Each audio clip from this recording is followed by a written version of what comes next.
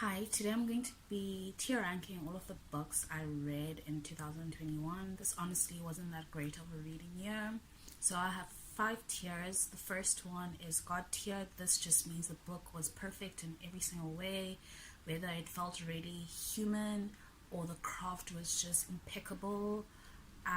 Second tier from the top is phenomenal. Third tier is solid. It's just that I didn't really care about the characters or the plot. Fourth tier is the book fell off, so it could have been solid, or it started off really well and then it either became too clunky or cluttered or was engaging too many ideas and the characters didn't feel human or something like that. And then fifth tier is back to the writing board. These were mostly the 1-star ratings and I did not enjoy the experience at all, and let's get into it. First book is A Girl Like Her by Talia Hibbert. This honestly felt more like smut rather than romance. Second, back to the writing board is Autobiography of Red by Carson. I was so excited to read this and I cannot believe that I'm putting Carson back to the writing board. She wrote one of my favorite poems of all time, The Glass Essay, which is just perfect in every way. But this novel in verse just did not do anything for me, and it should have, because it has like a reimagination of like mythology. But yeah, back to the writing board again is Between Two Worlds by Mcfarlane. I was honest in my review in the sense that I felt like I was reading something historical. So knowing that she was the one of the first black women in South Africa to have had her books published is like really important, obviously. But in terms of the content, I didn't really enjoy anything about it. Every Day is for the Thief by Teja Cole, and we have our first phenomenal. I really like how simple this book is, the prose is, and Teja Cole doesn't really bury you in a lot of like figures of speech, so metaphors and stuff like that. And I love the incorporation of photos in the book. I'm currently reading Known and Strange Things by him as well, and so this is what I mean by the photos. It's just in Every Day is for the Thief, they didn't have color pictures. Fun fact is that Teja Cole's books are always like 60 something rand at bargain books. So yeah. Marion Key's Grown Ups. This is God tier. It is everything, just everything is so perfect, and I think this would make the perfect summer read, and I should go to the beach and just read this book because it is superb and it's very big and it's worth, like every single page in here is worth it. Phenomenal goes to Hello Bye Gogo Coming by Kolega Potuma, a collection of not essays, poems, and yeah, really good. If I Never Met You by Farie Mcfarlane. This fell off. So this is about Laurie, who's this lawyer who at the beginning of the book is broken up with by her boyfriend. We call him ex-boyfriend. Ex-boyfriend is like, we're not on the same level with the relationship. I don't necessarily want to get married next and have children. Then Laurie is devastated, and Farie Mcfarlane like really captures how heartbreaks are, and I felt like the indignity of a breakup because breakups are like just are the worst. Anyway, then ex-boyfriend proceeds to get a girlfriend like a couple of weeks later, and then gets a child. So version of his events don't really line up, and Laurie is devastated obviously, and they also work at the same place. But what happens then, she starts fake dating this other guy at her firm called Jamie, who's in it in this fake relationship so that he is made partner. And I never really got what Laurie got from the whole fake dating thing, because she didn't necessarily want to make her ex-boyfriend jealous, but I mean, having a really cute youngish guy next to you was great, I guess. I don't know. So this was marketed as a romance, and I would say that it's women's fiction because 80% of the book is just Laurie dealing with a breakup or dealing with her workplace stuff or just her life in general, and there wasn't much room for the romance, and I wasn't really convinced of like the chemistry between Jamie and Laurie, or like the relationship at all. Next is If the Duke Demands by Anna Harrington. This is back to the writing board. This is a case of when racism seeps its way into the text, and this book was really racist. There's a part where the main character goes to this talk by this woman who'd been to Africa, and this woman says something about chasing off natives into the jungle, and I didn't really expect the other characters to say anything about that, but like the way that that's just dropped in there and life continues, and like what's the context behind this, and it just, that particular text just felt really racist, and it's been something I've been thinking about in terms of like white historical romance and the implications, because we have, if there's a duke, that means there's like some sort of like class system, and if there's some sort of class system, does that mean this? Okay, yeah, let me not get into it now, maybe another day. Kindred by Octavia E. Butler. I would say this is solid. I just didn't care about the characters or the plot. It's also just like one of those things with sci-fi where the idea matters more than the characters or the plot, and I don't really enjoy that in fiction at all. Living, Loving and Lying Awake at Night by Cindy Magona. I absolutely love this, especially the art cover, the cover art as well. I just love how it's illustrated, I guess, or drawn.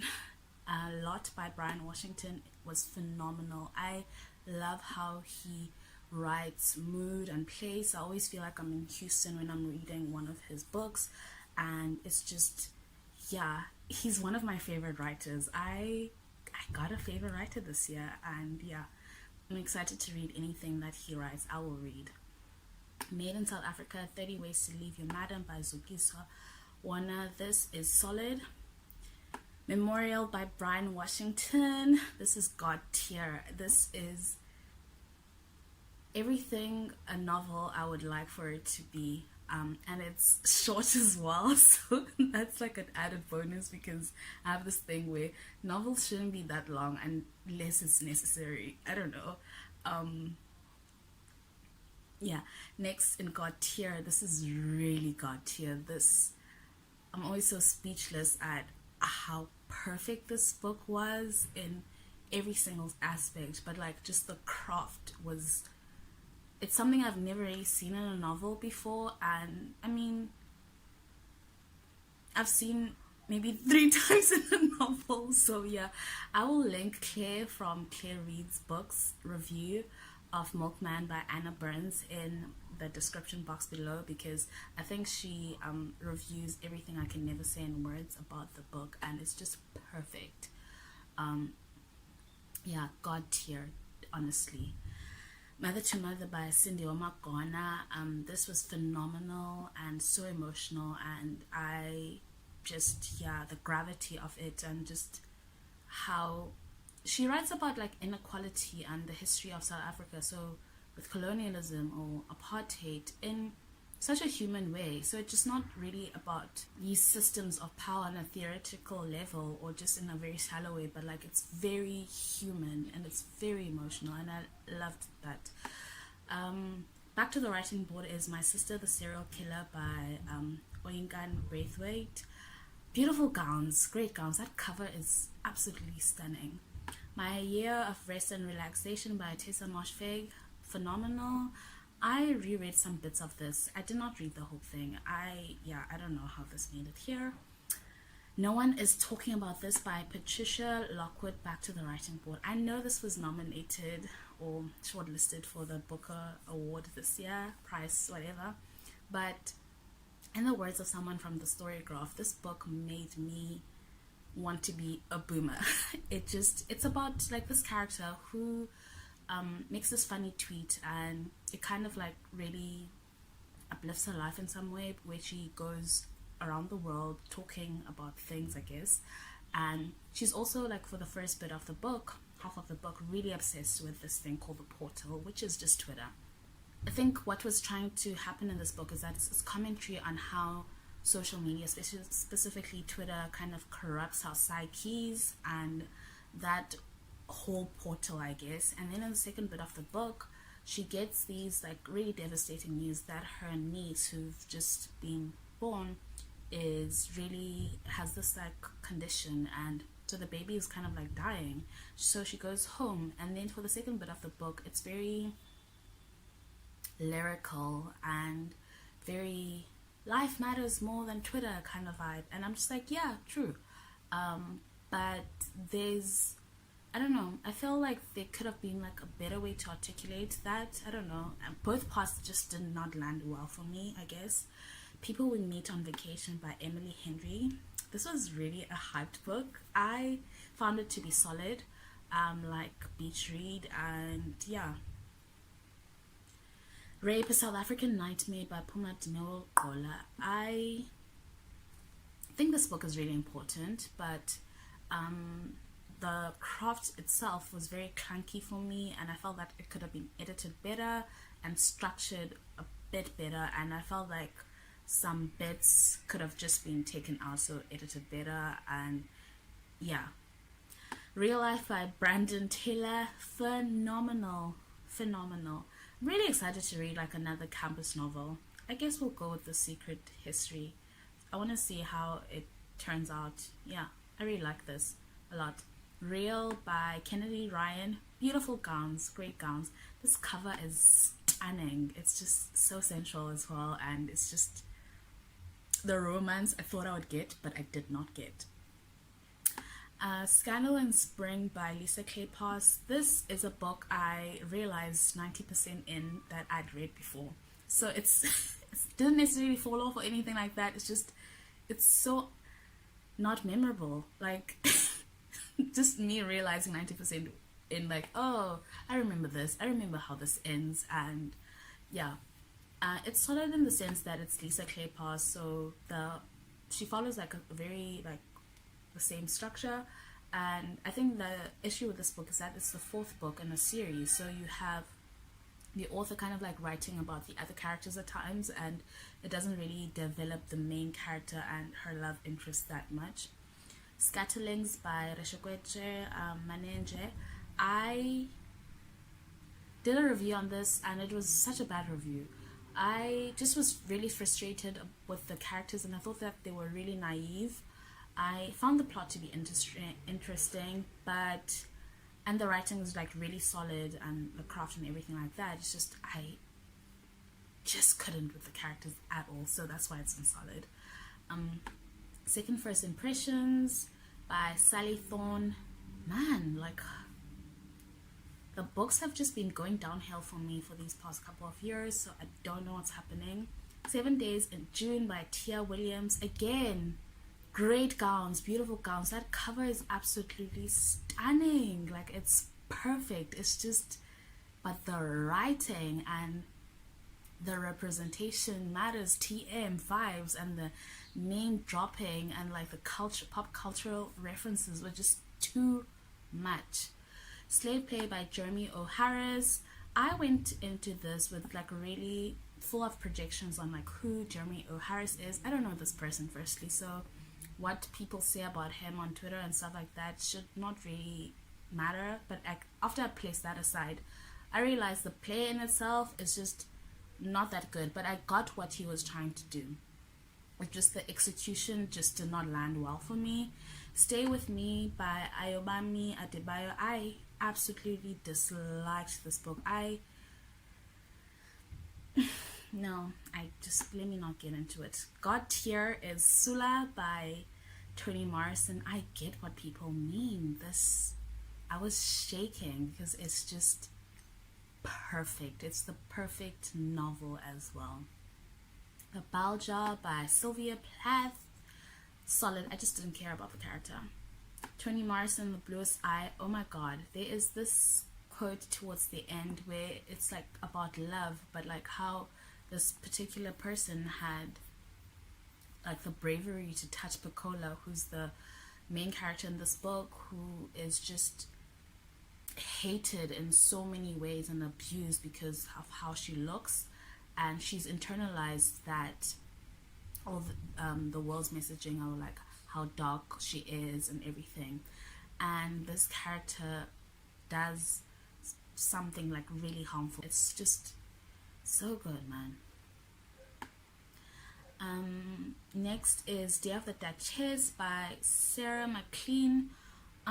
This didn't really fall off or anything. It's just, yeah, it's solid, but like not that. It's like a 2-star read basically.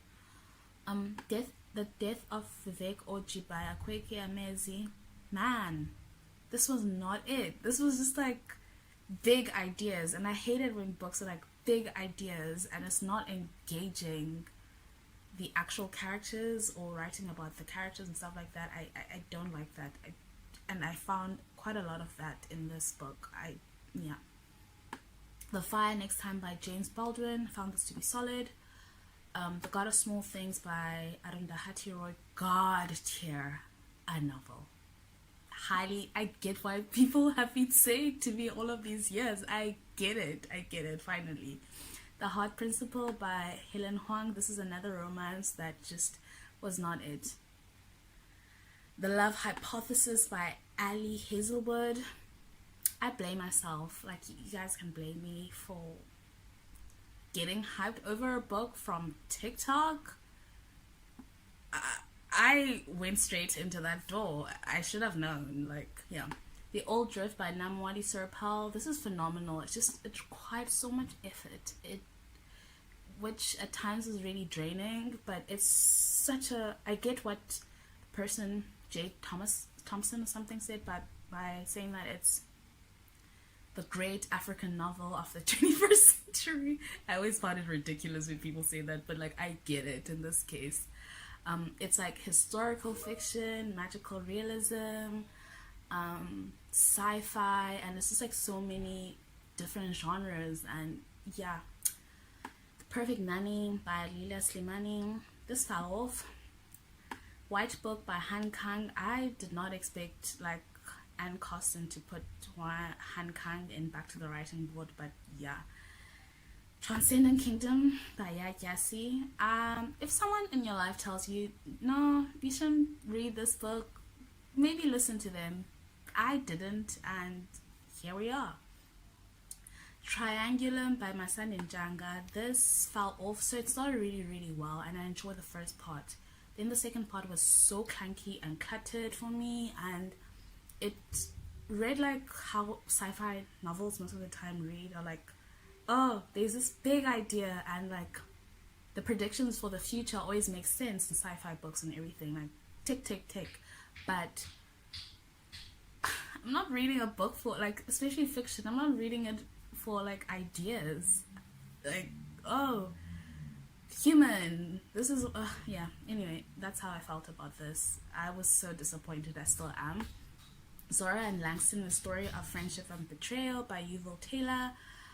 This is about Zora Neale Hurston and Langston Hughes' friendship and how it kind of fell apart. And I went into this because I like people's news, and it gives it gives like people's business quite a lot. Zora Neale Hurston and Langston Hughes specifically, and yeah. Anyway, that's it for the books I've read this year, and my voice throat is really, really sore because I've been talking for 19 minutes now. And let me know if you've read any of the books I mentioned, and I'll see you when I do. Bye.